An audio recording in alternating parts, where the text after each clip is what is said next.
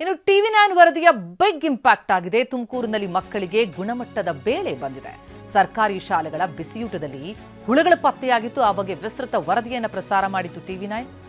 ನಿರಂತರವಾಗಿ ಟಿವಿ9 ವರದಿ ಪ್ರಸಾರ ಮಾಡ್ತಾ ಇದ್ದ ಬೆನ್ನಲ್ಲೇ ಶಾಲೆಗಳಿಗೀಗ ಕೊನೆಗೂ ಗುಣಮಟ್ಟದ ಬೇಳೆ ವಿತರಣೆಯಾಗಿದೆ. ಹುಳು ಬಿದ್ದಂತಹ ತೊಗರಿ ಬೇಳೆಯನ್ನ ಗುತ್ತಿಗೆದಾರರಿಗೆ ವಾಪಸ್ ಕೊಟ್ಟು ಶಿರಾ ಗೇಟ್ನ ಗೋದಾಮಿಗೆ ಬೇಳೆ ಮೂಟೆಗಳು ಬಂದಿವೆ. ಸುಮಾರು 179 ಕ್ವಿಂಟಾಲ್ ತೊಗರಿ ಬೇಳೆ ನೀಡೋದಕ್ಕೆ ತಯಾರಿಯಾಗಿದೆ. ಪೌಷ್ಟಿಕ ಆಹಾರವನ್ನು ಮಕ್ಕಳಿಗೆ ಕೊಡಬೇಕು ಅನ್ನೋ ದೃಷ್ಟಿಯಿಂದ ಬಂದಿರುವಂತಹ ಯೋಜನೆ ಬಿಸಿಯೂಟದ ಯೋಜನೆ. ಆದರೆ ಹುಳುಬಿದ್ದಂತಹ ತೊಗರಿ ಬೇಳೆಯನ್ನ ಕೊಡಲಾಗ್ತಾ ಇತ್ತು. ಇದರಿಂದಾಗಿ ಪೌಷ್ಟಿಕ ಆಹಾರದಿಂದ ವಂಚಿತರಾಗಿದ್ರು ಮಕ್ಕಳು. ಈ ಬಗ್ಗೆ ಟಿವಿ9 ವಿಸ್ತೃತ ವರದಿಯನ್ನು ಪ್ರಸಾರ ಮಾಡ್ತಾ ಇದ್ದಂತೆ ಎಚ್ಚೆತ್ತುಕೊಂಡಂತಹ ಇಲಾಖೆ ಈಗ ಆ ಬೇಳೆಗಳನ್ನು ವಾಪಸ್ ಪಡೆದು ಈಗ ಗುಣಮಟ್ಟದ ಬೇಳೆಗಳನ್ನು ಒದಗಿಸುವುದಕ್ಕೆ ಸಜ್ಜಾಗಿದೆ. ಸುಮಾರು 179 ಕ್ವಿಂಟಾಲ್ ತೊಗರಿ ಬೇಳೆ ನೀಡೋದಕ್ಕೆ ತಯಾರಿಯಾಗಿದೆ. ಶಿರಾ ಗೇಟ್ನ ಗೋದಾಮಿಗೆ ಬಂದು ಈಗ ಆ ಬೇಳೆ ಮೂಟೆಗಳು ಬಂದು ಬಿದ್ದಿವೆ. ಹುಳ ಬಿದ್ದಂತಹ ತೊಗರಿ ಬೇಳೆಯನ್ನ ಯಾವ ಗುತ್ತಿಗೆದಾರರು ವಿತರಿಸಿದ್ರು ಅವರಿಗೆ ವಾಪಸ್ ಕೊಡಲಾಗಿದೆ. ಸ್ವಚ್ಛಗೊಳಿಸೋದಕ್ಕೆ ಸಾಧ್ಯ ಆಗದಂತಹ ಮಟ್ಟಕ್ಕೆ ತಲುಪಿತ್ತು ಅದರ ಗುಣಮಟ್ಟ. ವಿಪರೀತ ಹುಳುಗಳು, ತೊಗರಿ ಬೇಳೆಗಿಂತ ಹುಳನೇ ಜಾಸ್ತಿ ಕಾಣಿಸ್ತಾ ಇತ್ತು. ಮಕ್ಕಳ ಸ್ವಾಸ್ಥ್ಯ ಏನಾಗಬೇಡ, ಪೌಷ್ಟಿಕ ಆಹಾರದ ಕೊರತೆಯಾಗ್ತಿತ್ತು. ಈ ಬಗ್ಗೆ ಟಿವಿ9 ಬೆಳಕು ಚೆಲ್ತಾ ಇದ್ದಂತೆ ನಮ್ಮ ವರದಿಯ ಬಿಗ್ ಇಂಪ್ಯಾಕ್ಟ್ ಆಗಿದೆ. ಕೊನೆಗೂ ಮಕ್ಕಳಿಗೆ ಗುಣಮಟ್ಟದ ತೊಗರಿ ಬೇಳೆಯನ್ನು ಒದಗಿಸುವುದಕ್ಕೆ ಇಲಾಖೆ ಸಜ್ಜಾಗಿದೆ. ಇದು ಟಿವಿ9 ಬಿಗ್ ಇಂಪ್ಯಾಕ್ಟ್. ಬಿಸಿಯೂಟದಲ್ಲಿ ಹುಳ ಪತ್ತೆಯಾದ ಬಗ್ಗೆ ವಿಸ್ತೃತವಾಗಿ ವರದಿ ಮಾಡ್ತು.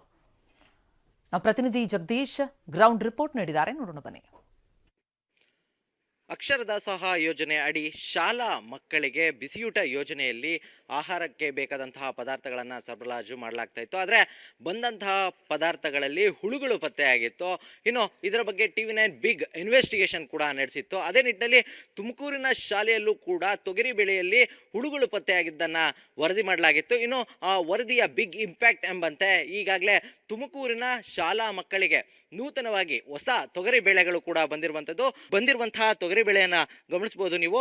ಯಾವ ಮಟ್ಟಿಗೆ ಈಗ ಒಳ್ಳೆಯ ಕ್ವಾಲಿಟಿ ಯಾವ ರೀತಿ ಇದೆ ಅಂತ ಹೇಳಿ ಏನು ಟಿವಿ9ನ ಪ್ರಸಾರದ ವೇಳೆಯಲ್ಲೂ ಕೂಡ ತೋರಿಸಿದ್ವಿ.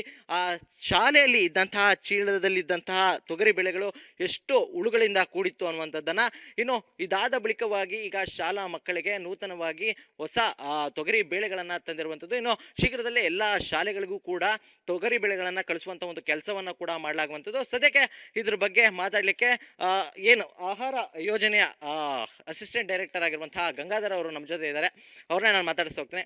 ಸರ್, ಟಿವಿ9 ವರದಿ ಮಾಡಿತ್ತು, ನೀವು ಕೂಡ ಗಮನಿಸಿದಿರಾ, ಏನಾಗಿತ್ತು ಅಂತ ಹೇಳಿ ಸರ್? ಕ್ವಾರ್ಟರ್ಲಿ ಫುಡ್ ಡಿಸ್ಟ್ರಿಬ್ಯೂಟ್ ಮಾಡ್ತಾ ಇರೋದ್ರಿಂದ ಇಲ್ಲೇನಾಗಿದೆ, ಟೆಂಡರ್ ಪ್ರಕ್ರಿಯೆಯಾಗಿ 3 ತಿಂಗಳಿಗೆ ಒಂದ್ಸರಿ ಶಾಲೆಗಳಿಗೆ ಸಪ್ಲೈ ಮಾಡ್ತೀವಿ. ಅದನ್ನು ಬಳಸ್ದಲೇ ಸಪ್ರೇಟ್ ಇಟ್ಕೊಂಡು ನಿಮಗೆ ಕೊಡುವಂತಹ CGಯಲ್ಲಿ ಬೇಳೆಯನ್ನು ತಂದು ನೀವು ಮಾಡಿ ಅಂತ ಹೇಳಿ ಇನ್ಸ್ಟ್ರಕ್ಷನ್ಸ್ ಕೊಟ್ಟಿದ್ದೀವಿ.